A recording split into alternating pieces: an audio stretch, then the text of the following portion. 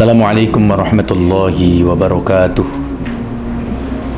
Bismillah, alhamdulillah, wassalatu wassalamu ala rasulillah Sayyidina wa maulana Muhammad ibn Abdillah wa ala alihi wa sahbihi wa mawala. La hawla wa la quwwata illa billah. Subhanaka la ilma lana illa ma 'allamtana innaka antal alimul hakim. Rabbi shrah li sadri wa yassir li amri wa hlul 'uqdatam min lisani yafqahu qawli. Amma ba'd. Muslimin muslimat dimanapun anda berada, shaimin shaimat, alhamdulillah,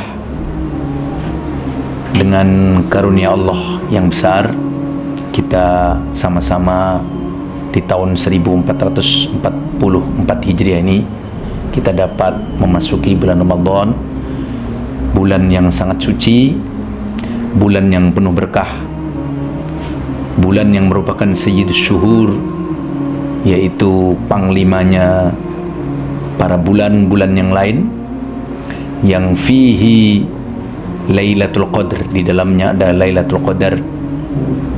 Kemudian fihi nuzulul Quran, dalamnya turun Al-Quran. Saya pribadi mengajak pada kita semua, diri sendiri dan kita semua, untuk menggunakan momentum Ramadan ini sebagai momentum yang luar biasa yang tidak boleh kita lewatkan begitu aja. Allah Subhanahu wa taala telah berfirman, a'udzubillahi minasyaitonir rajim, ya ayyuhalladzina amanu kutiba alaikumus syiyam kama kutiba alal ladzina min qablikum la'allakum tattaqun. Wahai orang-orang yang beriman, telah diwajibkan atas kalian berpuasa sebagaimana diwajibkan terhadap orang-orang sebelum kalian, yang tujuannya la'allakum tattaqun, agar supaya kalian jadi orang yang bertakwa, agar kalian bertakwa kepada Allah Subhanahu wa taala.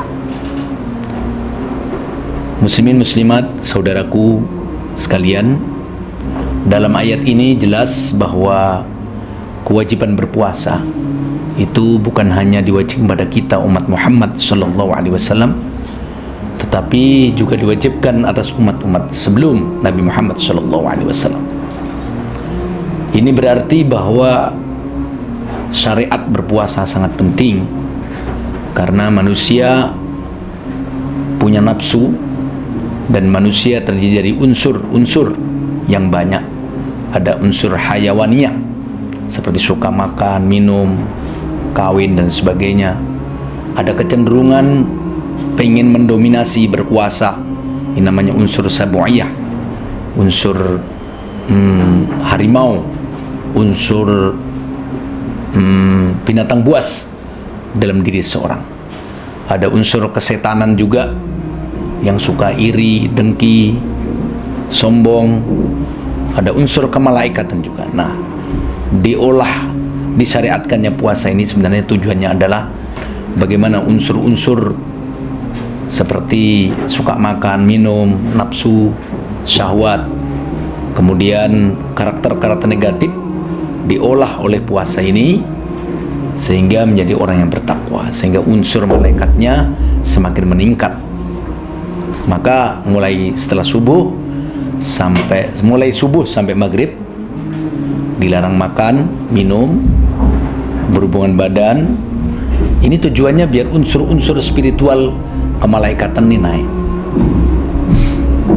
Kemudian tidak kalah penting, puasa jangan hanya diartikan sebagai tidak makan, tidak minum, dan tidak berhubungan badan, tapi puasa juga harus mengendalikan seluruhnya.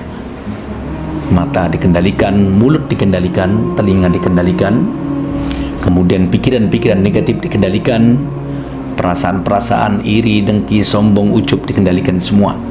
Sehingga ketika semuanya dikendalikan, ini namanya puasa dalam arti yang sebenarnya. Bukan hanya puasa syariat, tapi juga puasa tarekat, minimal kalau bisa sampai puasa hakikat. Bukan hanya puasa formalitas, tapi puasa secara substansial. Bukan hanya puasa bungkus atau kulitnya saja, tetapi puasa sekaligus dengan isi-isinya. Dengan mempuasakan hati, pikiran, seluruh anggota badan, mulut dikendalikan, cara bertingkah laku dikendalikan dengan baik, maka insya Allah puasa akan mengarah pada tujuan akhir, yaitu la'allakum tattaqun, menjadi orang yang bertakwa, yang pada akhirnya pada tanggal 1 Syawal menjadi minal aidin wal faizin. Rasulullah sallallahu alaihi wasallam memberikan warning kepada kita dalam sebuah hadis, kam min shaimin laisa lahu min siyamihi illa al-ju' wal 'atash, al-hadits atau kama qala. Berapa banyak orang yang berpuasa tidak meraih apapun dari puasanya kecuali lapar dan dahaga.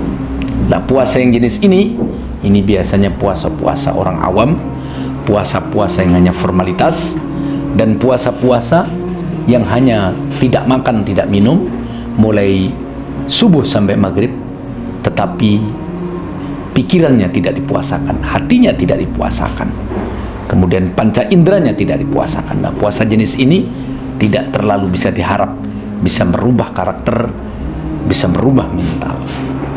Mari di bulan Ramadan yang suci ini kita manfaatkan momentum bulan Ramadan sebagai ajang untuk memperbaiki diri, kita isi waktu kita dengan hal-hal yang baik, hal-hal yang positif, baik yang berhubungan dengan Allah langsung atau berhubungan dengan orang-orang sekitar kita. Habunallah habunnas, diperbaiki semua, dan mudah-mudahan kita termasuk minal makbulin, orang-orang yang diterima oleh Allah Subhanahu wa taala amalnya. Sekian, walafu minkum wadhal muwaffiq ila qawmin. Wassalamualaikum warahmatullahi wabarakatuh.